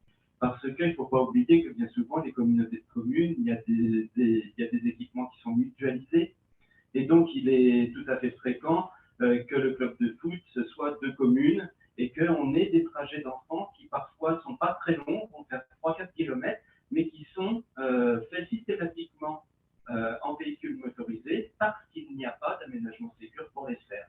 Et donc, sur le schéma directeur vélo, ce qui est bien prévu, c'est d'avoir ces radiales, comme on dit, qui partent du centre vers l'extérieur, mais aussi, et Isabelle, tu as travaillé là-dessus aussi, avoir identifié ces besoins qu'on a de liaison intercommunale en gros les pôles émetteurs, les pôles récepteurs, et c'est là qu'il faut prioritairement faire nos aménagements, parce que c'est là où il y en a besoin et c'est là où on pourra avoir du meilleur confort.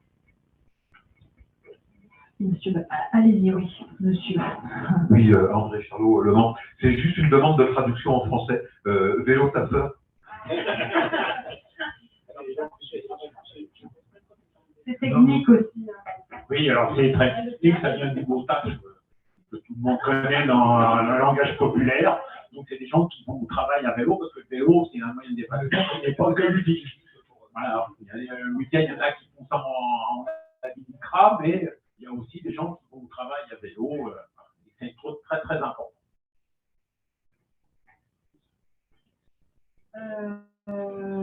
Alors, Léo, on a en visio une personne qui n'a pas encore posé de questions et après, on redonnera la parole aux personnes qui l'ont déjà eu. Merci Léo. Vas-y, c'est à toi. Quid de l'entretien des pistes cyclables, souvent très sales avec des risques de chute et de crevaison, exemple avenue Rhin et Danube, même avant les travaux en cours. Donc, entretien du réseau actuel. Oui, non, mais vous avez raison, moi aussi je fais un peu de vélo et je sais très bien, il y a beaucoup de circulation automobile et camions, donc tous les déchets sont reportés vers les bandes cyclables. Après, c'est aussi un travail qu'on doit mener avec le service de la voirie, pour le moment, de façon à essayer que la balayeuse passe sur la piste cyclable. C'est un peu pareil en cas de neige. Souvent, on dégage la voie pour les voitures et on oublie et on reporte la neige sur les bandes cyclables. Donc, c'est aussi, on essaye, Rémi et moi, mais Rémi depuis plus longtemps, à arriver à être pédagogique pour que tout soit fait, la bande cyclable et la piste y compris, de façon que ça soit dégagé. Parce autrement, c'est des sources de chute, bien entendu. Oui, il y a des problèmes de trous dans la chaussée. Ah oui, Julie, monsieur qui n'a pas encore posé de questions, vous donner un avis. Oui, bonjour, Paul Charvet, Le Mans. Je voulais poser une question, mais je sais que ce n'est pas la compétence de la métropole, mais c'est la sensibilisation en milieu scolaire. Parce que se faire ce plan-là, les utilisateurs de vélos de demain qui sont des travailleurs, ce sont les jeunes qui sont aujourd'hui à l'école primaire, au collège et au lycée. Et quel va être peut-être les projets qui sont en route pour que aussi les jeunes utilisent le vélo, non pas seulement pour aller faire du VTT en forêt, mais aussi pour se déplacer du domicile au lycée ou au collège, ou aussi pour aller en loisir. Voilà. Et aussi prévoir aussi des aménagements suffisamment informatifs pour les jeunes qui veulent se rendre à la médiathèque ou etc., des lieux comme ça. Oui, donc pour les établissements scolaires, alors de ce qui est de la compétence de la collectivité, ce sont les écoles primaires et maternelles, alors surtout primaires, donc il y a un module normalement qui peut être mis en. Alors je crois que c'est en CM1, on peut commencer à apprendre à faire du vélo et à s'intéresser dans un trafic. Après, c'est aussi, il faut que l'enseignant de la classe soit accompagné. Alors donc il y a des fois un enseignant qui pilote cela aussi sur différentes écoles. Je sais que ça se fait dans certaines écoles du Mans, ça se fait pas, c'est pas encore systématisé. C'est un peu dommage que ce module ne soit fait, parce que bien entendu, hein, les écoliers, ce sont les citoyens et les citoyennes de demain, donc c'est très important qu'ils puissent se diriger à vélo. C'est aussi, mais il y a aussi les parents d'élèves, on peut aussi emmener les enfants à vélo à l'école, parce que quand l'enfant est derrière dans la voiture, le vélo développe beaucoup l'instinct d'initiative, parce que des fois il y a un danger et il faut réagir rapidement. C'est quand même plus facile de faire un vélo que assis sur la banquette arrière de la voiture où on est totalement passif. Mais c'est des fois aussi pour travailler le juste à temps. Donc c'est des gens, tout le monde en est tous là, on est tous dans le juste à temps, et là autrement il faut anticiper, parce que les écoles, beaucoup de parents d'élèves et d'enfants habitent à moins d'1 kilomètre. Donc on pourrait imaginer que ça puisse, les déplacements domicile-école puissent se faire autrement qu'en voiture. Voilà, c'est aussi, c'est un gros travail à mener. Juste pour compléter, une des questions qui est cruciale aussi pour inciter les enfants à faire du vélo, c'est aussi d'aménager nos cours d'école de façon à ce qu'il y ait des abris vélo à l'intérieur. Donc là, normalement, il y a un grand plan de rénovation des cours d'école, il a été demandé à ce que soit pris en compte justement cette préoccupation de faire des abris. Et comme le disait monsieur tout à l'heure, par rapport à l'évolution des mentalités, c'est des choses qui vont se gagner comme ça. C'est l'habitude de faire, la facilité à faire, qui va faire que petit à petit, culturellement, faire un trajet en vélo, y compris avec ses enfants, ça ne deviendra plus un effort, mais ce sera naturel. Compléter, Jean-Jacques Mampé a fait de très belles planches concernant le vélo, donc il est parti du 19e siècle, où l'employeur allait en vélo et tout le monde allait à pied. Et alors je vais faire très court. Maintenant, les dernières planches, c'est l'employeur vient en vélo au travail et les salariés, quelle que soit leur catégorie, viennent en voiture. Il y a un bascule. Alors, on va repasser la parole à 3 personnes. Allez-y, monsieur. Oui, oui. Oui, mais comme c'était peut-être en lien, monsieur, avec votre question, oui, rapidement. Est-ce que ce ne serait pas aussi, à un moment donné, le temps d'essayer de réactiver la piste d'éducation routière qui avait Arnage? J'y allais tous les ans avec ma classe depuis à l'Aune, et on était vachement satisfaits. Et puis je pense que ce soit le département. J'ai allumé votre micro, monsieur. Je n'ai pas l'impression. Ah ben non, oui. Non, il n'était peut-être pas allumé. C'est mieux là? Oui, c'est mieux. Donc, je disais, en tant qu'ancien enseignant, ce sera peut-être un moment intéressant de pouvoir réactiver la piste d'éducation routière qu'il y avait à Arnage, qui, moi j'en étais très très satisfait. Et puis à un moment donné, je pense, c'était, comment dire, c'était la CRS 10, je crois, qui mettait 2 personnes à disposition, j'étais très content d'être là. Tout le monde était heureux, et puis je pense qu'il y a eu des restrictions budgétaires, que ce soit au niveau du département, de l'État, etc. Et c'était quelque chose de vraiment très très bien, ne serait-ce que pour montrer la sécurité et du piéton et du cycliste et des deux ensemble. C'était tout. Merci, monsieur, pour ce témoignage, ce partage d'expérience. Oui, ça fait quand même depuis un petit moment. Le monsieur, allez-y, voilà. Il est tellement étonné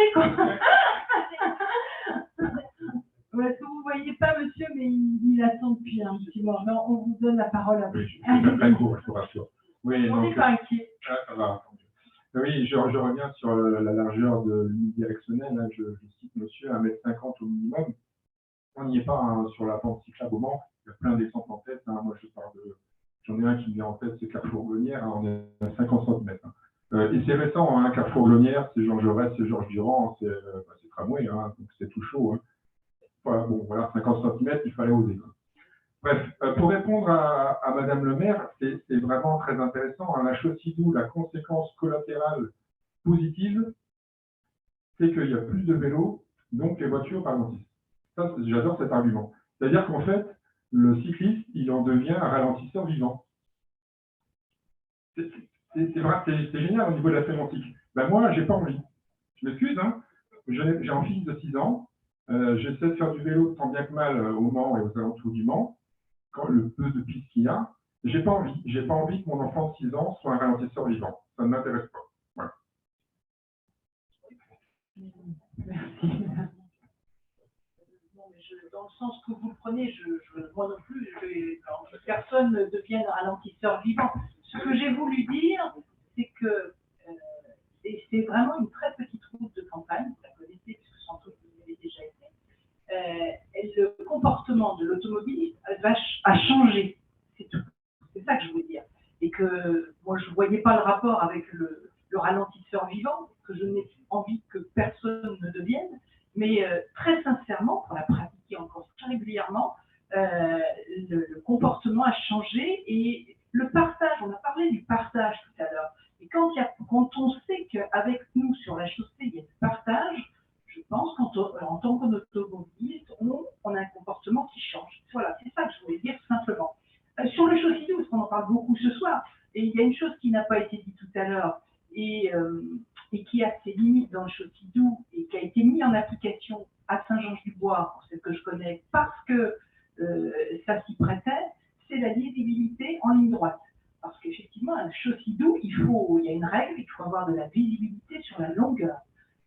Après, quand on voit sur la longueur, on a tous un temps où on peut réagir. Voilà. Et ça, c'est quelque chose d'important sur la conception d'un chaussée. Je suis désolé, je suis obligé de répondre en 30 secondes. La différence entre vous et moi, c'est que vous remettez les clés de la sécurité dans les mains du comportement d'automobiliste. Et moi, je termine, je vais faire très court. Vous dites, il va s'adapter. Et moi, je suis différent de vous, je n'ai pas le même avis. Je considère que la clé, la sécurité doit être remise non pas au comportement de l'automobiliste, mais à la voirie. Voilà, la voirie. C'est la voirie qui sécurise. On a vraiment un avis très très différent. C'est la séparation physique qui fait qu'on est sécure. C'est toute la clé là. Bon, je vais terminer parce que j'ai pris 3 fois la parole. Je m'en excuse de bien manger. C'est bien de partager. Je suis contacte, hein, on a un regard différent. Voilà, l'essentiel c'est que ça fonctionne. Je veux dire, moi, chacun y trouve sa place. Voilà. Je vais juste vous rajouter un élément technique qui dépasse le concept du chaussée doux et même les sujets d'aménagement cyclable. Et là, c'est notamment le technicien qui parle. La voirie ne peut pas résoudre l'intégralité des problèmes de sécurité. On a multiplié depuis des décennies des plateaux ralentisseurs, des giratoires qui ont, pour certains, été un objet de sécurisation de ralentissement. On constate que ça crée d'autres soucis annexes, mais que ça ne règle pas le problème, malgré, et encore c'est pas trop le cas au Mans, malgré dans certaines villes, des millions d'euros qui ont été dépensés et des centaines d'objets de sécurisation qui ont été déployés. Le comportement on va parler des automobilistes, parce que là on parle de ce sujet, le comportement des automobilistes est la clé. Et là, c'est pas une position, si je vous assure, c'est pas une position politique, parce qu'on pourra déployer des aménagements de voirie tout le long des voiries. C'est le comportement qui est la clé, et comme le disait monsieur, il y a un code de la route qui est la règle commune. Malheureusement, ne vous attendez pas à ce que la voirie puisse régler l'intégralité des sujets. C'est ce que je veux vous dire.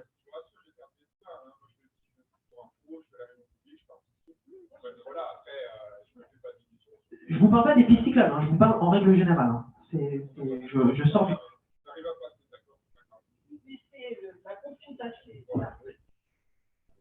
La confrontation des idées et l'enjeu de la concertation. Alors, on va prendre une dernière question, puisqu'il est 20h, donc allez-y, monsieur.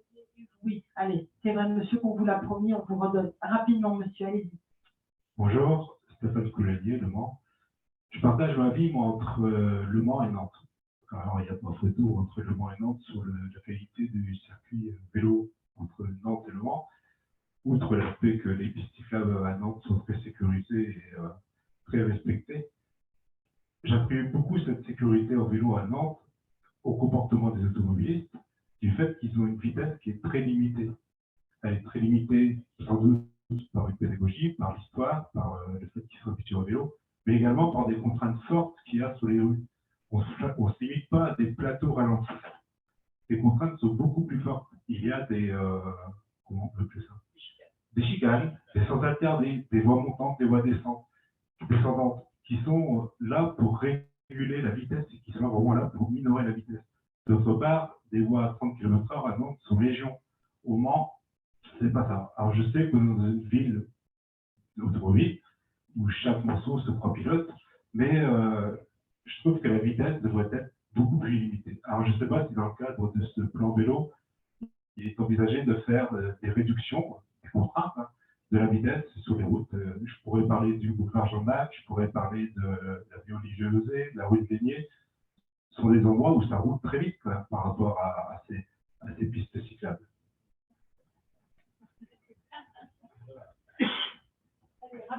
C'est pas forcément l'objet, pour répondre à votre question, c'est pas forcément l'objet principal, mais ce sera peut-être une des externalités d'aménagement, effectivement. Et quand même, pour vous répondre sur ce qui est fait sur les grandes évolutions, vous avez dû le remarquer dans les années précédentes, nous avons maintenant quasiment fini de supprimer toutes les pénétrantes en 2x2 voies sur le Mans. On avait avant, dans cet aménagement dans les années 60-70, ces grandes pénétrantes, 2x2 voies, quasiment jusqu'au centre du Mans, et nous avons déjà travaillé à les réduire pour avoir des 2x1 voie. Sur les projets que nous travaillons actuellement, qui sont déjà en cours, comme ce qui se fait sur Voltaire-Cordelet, nous avons ce type d'aménagement où nous faisons, si possible, des trajets qui sont le moins linéaires, qui sont resserrés, qui sont amenés, finalement destinés à amener la circulation automobile à se faire de façon plus lente, plus posée, plus calme.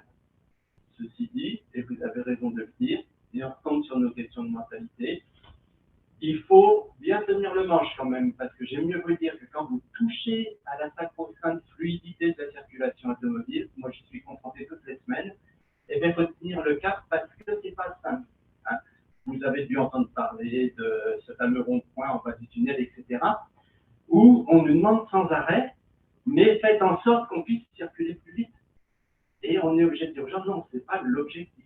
L'objectif, c'est que tout le monde puisse passer, que la circulation s'écoule, mais certainement pas plus vite. Et ça, c'est vraiment quelque chose, évolution des mentalités, c'est quelque chose vraiment qu'il faut qu'on travaille et retravaille par les aménagements. Mais je suis d'accord avec Kevin, les aménagements ne font pas tout. Il faut aussi que ce soit accompagné d'un discours, d'une communication, où on fait bien entendre que désormais c'est fini cette époque, où tout était organisé autour de la fluidité de la circulation automobile. Cette époque-là est révolue. Maintenant, il faut travailler à faire différemment. Quand on avait fait le fameux volet transport du plan local d'urbanisme, j'avais été sidéré par justement les intervenants qui étaient venus travailler dessus, qui nous avaient fait une expérience toute faite. Ils étaient partis du sud, ils avaient été au nord en voiture en passant par le centre-ville ou en passant par la rocade. Ils avaient à peine perdu leur temps en passant par le centre-ville. Ça veut dire que dans la conception de notre agglomération, nous avons un souci, et c'est là-dessus qu'il faut qu'on travaille. Dans la plupart des autres villes, quand vous voulez une heure au sud, vous passez par la rocade, mais vous ne passez pas au centre-ville. Et si nous avons autant d'embouteillages dans le tunnel, en bas du tunnel, etc., c'est bien parce que nous avons encore ces circulations traversantes. Donc c'est là-dessus qu'on travaille, et malheureusement ou heureusement, mais il faut le porter, et je compte sur vous aussi pour nous soutenir là-dedans. Il faut dire qu'on va travailler en partie à rendre moins fluide le fait de traverser le. Allez, allez-y, monsieur. Bon, je voulais, moi, faire part de mon expérience. J'ai beaucoup apprécié la première fête du vélo qui a eu lieu au Mans, organisée par Cyclamen, où j'ai appris un truc en tant que cycliste. C'est l'histoire de l'angle mort, c'est-à-dire par rapport au bus. Et je regrette que, par exemple, cette année, l'année dernière, quand la fête a eu lieu, la fête du vélo a eu lieu, il n'y a pas eu du tout cette sensibilisation. Voilà. Alors oui, voyez. Ça, c'est une chose. Et l'autre chose, je voulais faire part de mon expérience par rapport au port du casque, où dans ma tête, je ne sais pas où on est la législation, parce que j'ai cru entendre que ce n'était pas encore tout à fait obligatoire. Moi, c'est tout simplement mon petit-fils, quand j'ai mis mon petit-fils sur mon vélo, il avait 3 ans, je lui ai mis un casque. Et il m'a dit, papy, t'en as pas. Alors, moi, j'ai en acheté un, et j'étais très content de l'avoir fait, parce que je l'ai utilisé. Donc, c'est la sécurité l'affaire de tous, hein. C'est pas de critiquer les autres, de dire qu'il n'y a pas d'aménagement et tout comme ça. Je pense que, voilà. Et juste pour vous répondre, vous avez tout à fait raison, l'exemple des angles morts, on parlait tout à l'heure d'accidentologie, de priorité, d'action à mettre en place. Les 2 derniers gros accidents très graves que nous avons eus, c'est des poids lourds en conflit avec des vélos. À chaque fois, le poids lourd a roulé sur le cycliste. Et ça, c'est en partie, pas que, mais en partie l'angle mort. Donc oui, c'est des actions qu'il faut qu'on mène et qui sont vraiment très importantes. Et si on devait, au vu de ce que l'on observe comme accidentologie, si on devait faire des priorités, il faudrait vraiment qu'on travaille là-dessus aussi. Et par rapport au casque, la législation, pour l'instant, c'est le casque n'est pas obligatoire, mais ça s'entend. Alors, il y a un vrai débat là-dessus, parce qu'il y a de nombreuses associations cyclistes et de nombreux cyclistes qui ont à dire aussi que ça peut être dissuasif et être un obstacle finalement à la pratique du vélo que d'imposer comme ça des équipements qui sont parfois un peu encombrants pour les cyclistes. Je vous donne les données du débat, je ne prends pas parti, j'ai mon opinion que je ne donnerai pas, ce n'est pas mon rôle, mais concrètement, l'enjeu il est là. Et pour les enfants, c'est important quand même d'avoir le casque, je pense. C'est un sujet qui mobilise. On prend voilà, avant de passer la parole à Madame Le Ballard, parce qu'en fait, on on doit rendre le musée ferme à 18h et ils ont non mais le musée ferme à 18h et du coup ils nous ont dit vous voilà. voulez nous enfermer au musée. Et ouais, la nuit au musée, Non, ça ne sera pas ici. Quelqu'un a évoqué la prévention. Michel Leclerc, j'habite au Mans, quartier de l'hôpital. Moi, je trouve que sur le vélo, en gros, depuis 3-4 ans, je trouve que ça se détériore plus. Et ça, c'est mon avis. Je trouve que, voilà, même si on nous présente des choses, là, avec l'échéance 2024, les travaux après, je suis très, enfin, j'attends beaucoup. Vous parliez de Chasse Royale, Burin et Dadub, Louis Cordelet, que je connais bien. J'attends beaucoup de comment ça va être pour le vélo et les déplacements, parce que je suis cycliste, piéton et automobiliste à différents moments de la journée ou de l'année. La question de la prévention de la lumière, les enfants, les jeunes, vous parliez de la pédagogie, enfin initier, mais la sécurité, mais les cyclistes qui ne sont pas éclairés du tout, notamment ceux qui font les courses, là je ne sais pas les noms. L'ubérisation de la livraison à oui, les gens qui se déplacent pas pour aller faire leurs achats. Je ne sais pas comment ça s'appelle. Je ne les connais pas. Mais enfin, en tous les cas, les jeunes qui n'ont pas de lumière, et que vous soyez cycliste ou que vous soyez automobiliste, et on ne les voit pas, vous parliez d'angle mort et tout, mais là-dessus, il y a vraiment de la prévention, de l'information. Et si alors vous parliez de fluidité, oui, mais diminuer la vitesse, que tout le monde ait sa place, on est bien entendu d'accord, diminuer la vitesse, c'est vrai que la culture de l'automobile, alors c'est pour le moment, hein, nous, à l'âge qu'on avait, les 24 heures du Mans, etc., l'automobile, la vitesse, ça représente quelque chose dans cette ville, peut-être plus qu'à Nantes, que vous parliez, ou dans d'autres villes. C'est vrai qu'il faut désacraliser, en effet, l'automobile, pour que chacun, en effet, ait sa place, et aussi, il faut sensibiliser et faire que les vélos et les piétons, je dis bien aussi les piétons, soient en sécurité dans cette ville.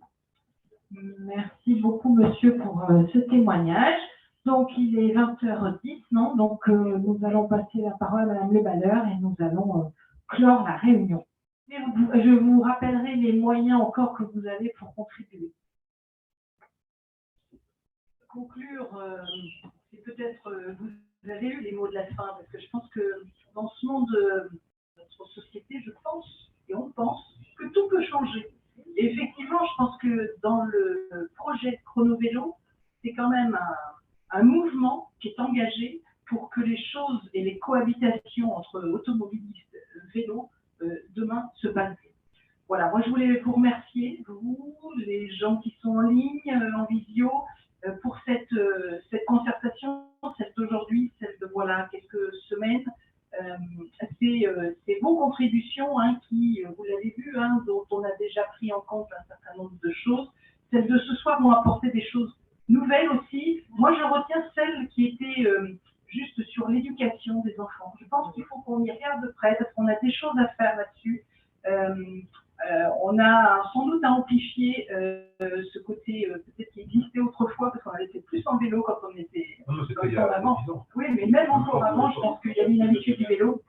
Mais voilà, c'est peut-être quelque chose qu'il faut que, parce que les jeunes de demain, effectivement, seront ceux qui utiliseront le vélo demain.